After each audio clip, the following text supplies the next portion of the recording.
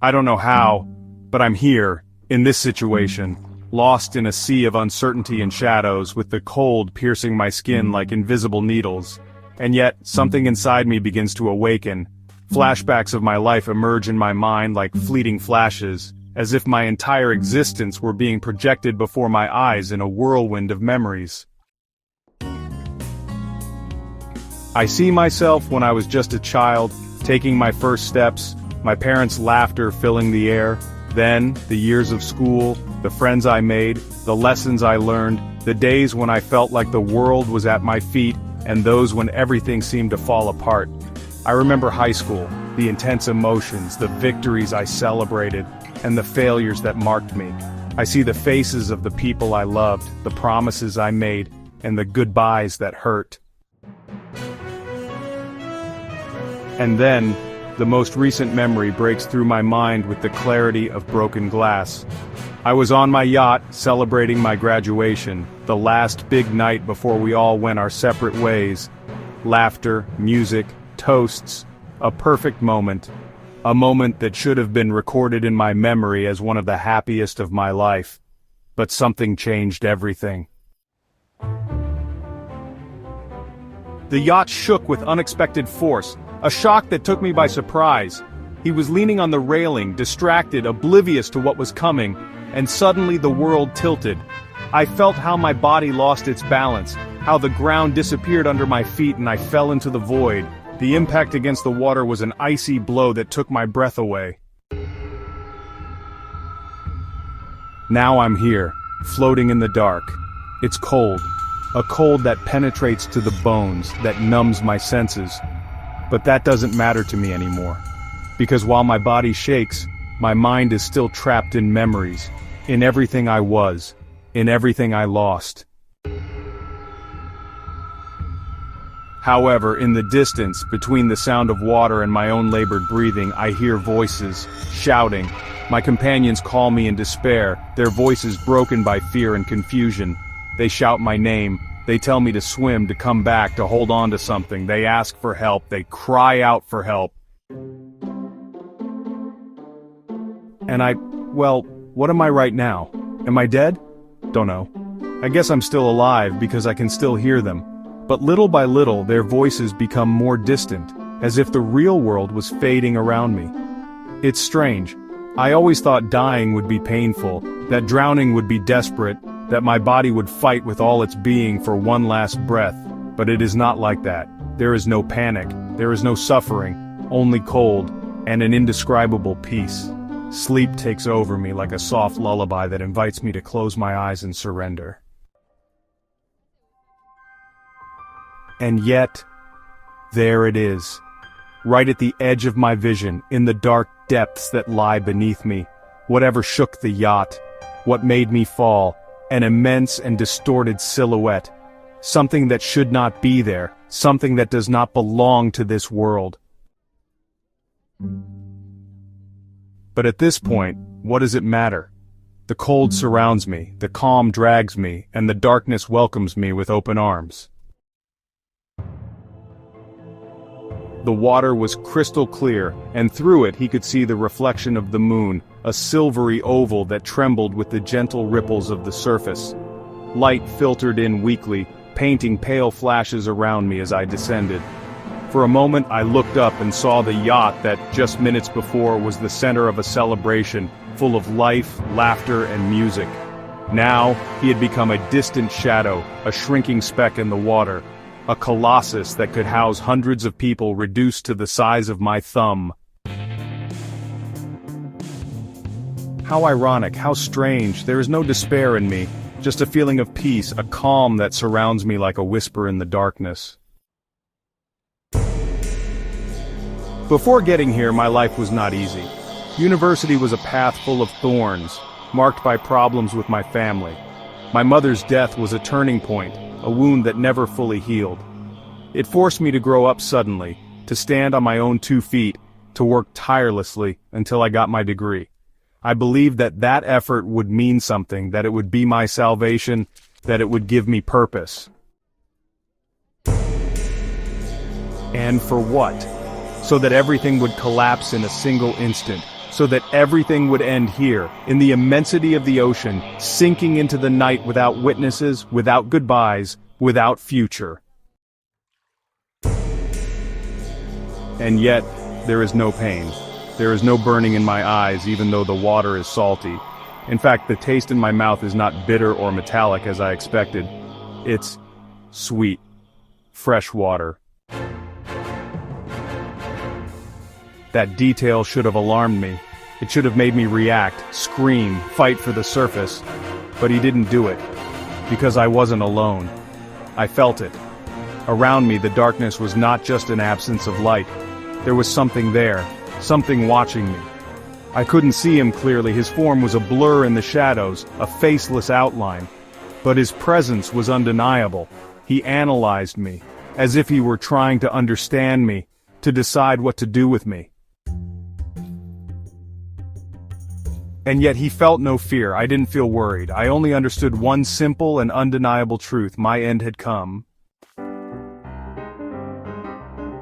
That thing was still there. It was not just a shadow in the depths. It was not a simple presence. It was something alive, something vast, something that belonged to nothing humanity knew. His body was blurred in the darkness of the ocean, but his eyes, I could see those. Multiple eyes, countless, like extinguished stars in an endless sky, but only one among all of them was staring at me. That's when I heard it. Or at least, I thought I did. Words echoed in my head, an echo that filtered into my mind like a forgotten whisper. I don't remember what they said, like a dream that fades when I wake up, but I'm sure that thing read my thoughts, that it delved into the memories of my life with terrifying ease.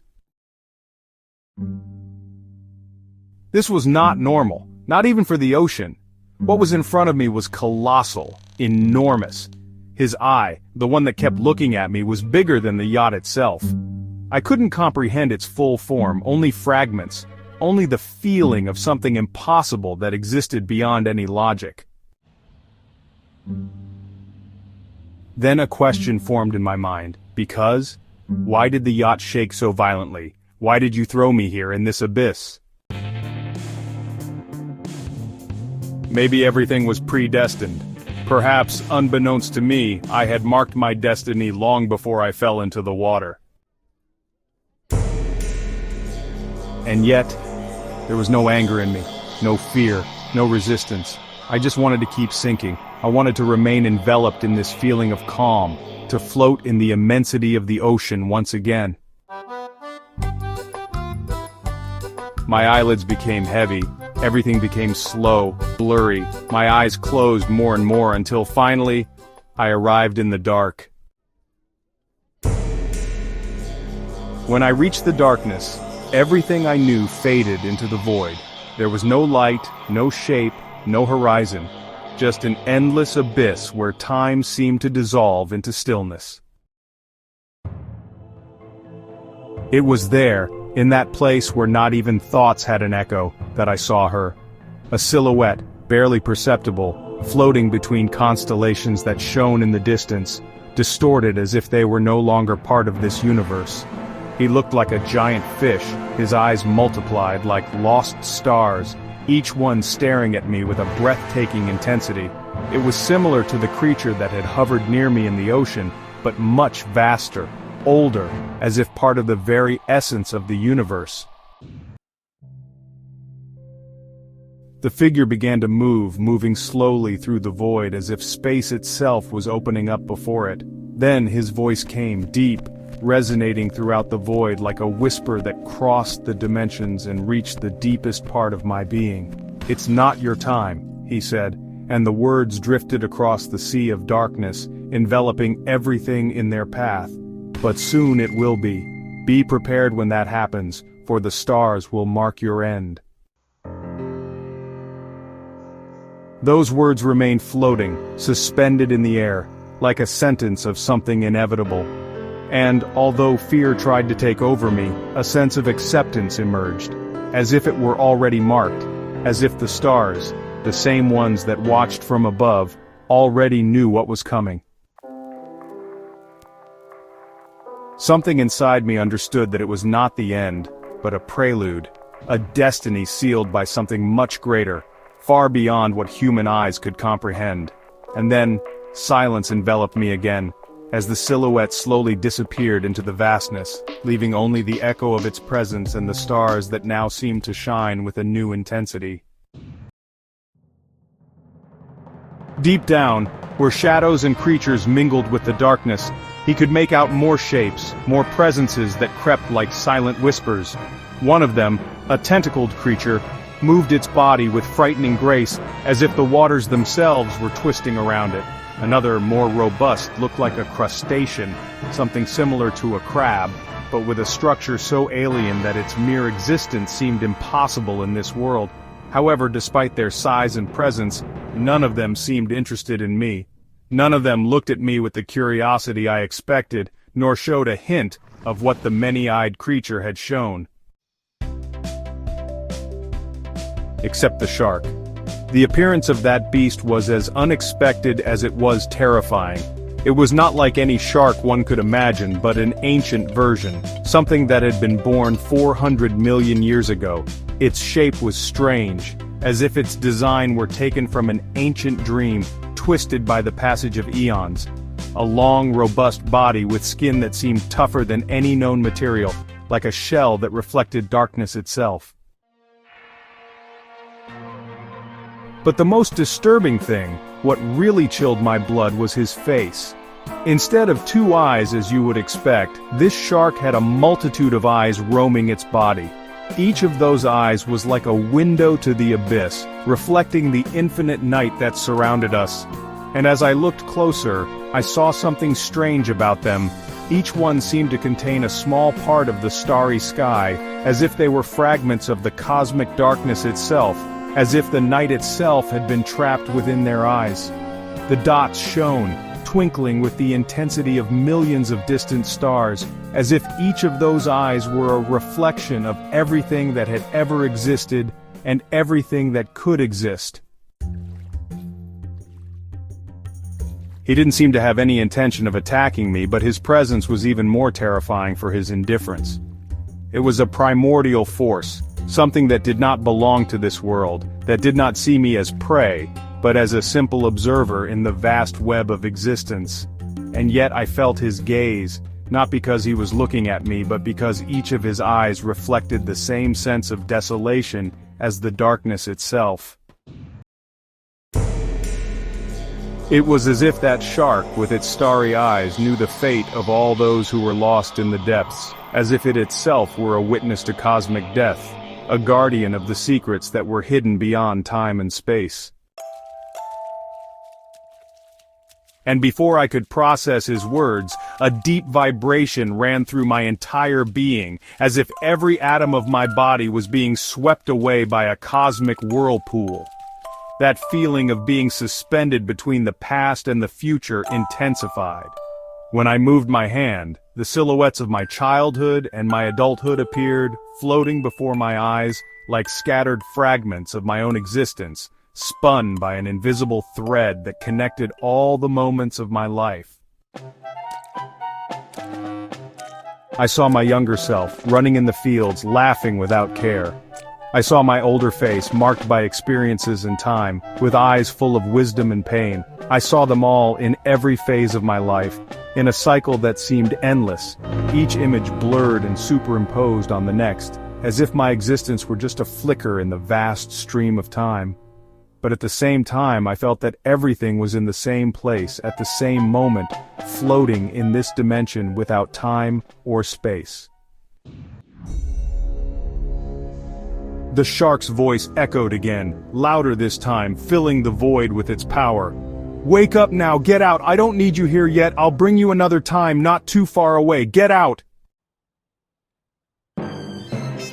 His words were not just orders, they were an echo of something beyond my understanding.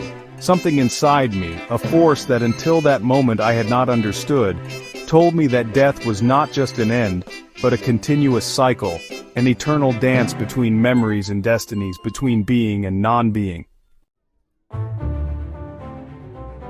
My body shook as I felt reality begin to crumble around me.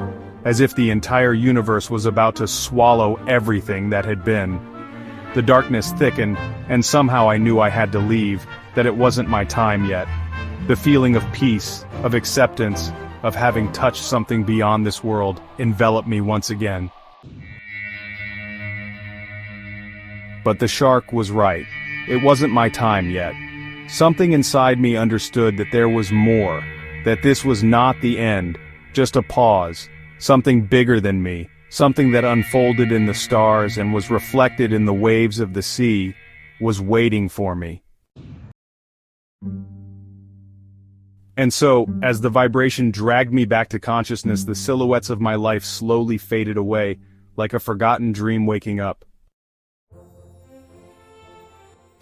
Fortunately, I didn't die that day. Although, to be honest, I wish I had. When I opened my eyes, the first thing I saw was the sky tinted with orange and pink tones.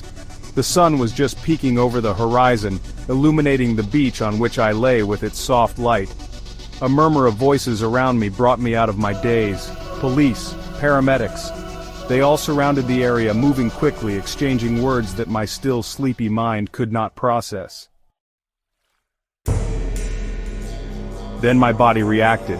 A spasm ran through my chest, a burning pressure rose up my throat, and before I could control it, I vomited. But it wasn't salt water, it was sweet. God damn, that was weird. It took my mind a few seconds to put the pieces together, to remember where I had been, what I had seen, what I had felt. I regained full consciousness, and in that instant, panic hit me like a sledgehammer. I was no longer in the ocean, floating in that hypnotic calm, in that abyss where peace felt like a cold and welcoming embrace. Now I was here, on the shore, with the sand sticking to my wet skin, with the paramedics touching me, talking to me, trying to make sure I was okay. But it wasn't. That feeling of harmony and absolute tranquility had disappeared. And I knew it. Whatever he had seen down there, that thing with many eyes, had something to do with it. My companions watched me from a distance, as if they couldn't take their eyes off me. Some took photos, others recorded videos, as if my suffering was just another show for their social networks. I wanted to disappear. I wanted to hide from all that, but my hands moved on impulse, covering my face, trying to block the invasion of their gaze. I shouted, my voice cracking with exhaustion and desperation, "Don't take my picture!" But no one paid attention to me. The sound of their cameras continued, louder than the beating of my heart. The truth is that, although I hated it, there was a part of me that just wanted to be in that place, at that moment, under that water, with that immense calm that had taken over me. I wanted to stay there forever, abandoned in that stillness. Now I wonder, was it the multi-eyed thing that gave me that beautiful feeling? That peace so deep, almost heavenly? Or was it death itself that offered me its embrace without me realizing it? Maybe both things are correct. Perhaps that thing was not just a creature, but something else, something he could not fully understand. What if that thing was the very personification of death? It's a disturbing idea, but possible. Maybe that being with its endless eyes, that strange and monstrous presence, was not there to devour me. Maybe it only offered me what death is capable of offering, a final rest, a serenity that in life we would never find. A part of me wants to believe that it was she, death, who gave me what I longed for, eternal peace. But another part of me fears that I will never know. That mystery will remain in the depths of the ocean, under that layer of fresh water, where the truth cannot reach me. If you enjoyed our videos, please comment, like, and subscribe.